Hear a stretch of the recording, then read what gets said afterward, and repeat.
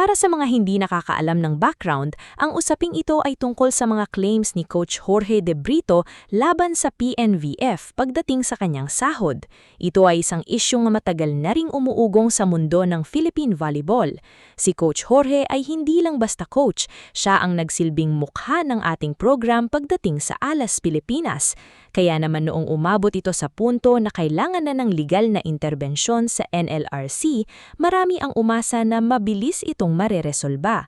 Nitong Sabado lang bago ang nakatakdang hearing, naglabas pa ng pahayag ang PNVF Secretary General na si Oti Kamangyan. Sabi niya sa isang panayam, hindi tatalikuran ng PNVF ang obligasyon na nararapat sa ating foreign coach. Dagdag pa niya, ang board ay nagkasundo na ibibigay ang nararapat kay Coach Jorge matapos ang legal deliberation. So, ang inaasahan ng publiko at marahil ng kampo ni Coach Jorge ay isang maayos na pag-uusap, isang sitwasyon kung saan magkakasundo na ang dalawang panig. Pero ano ang nangyari pagdating ng Martes ng umaga?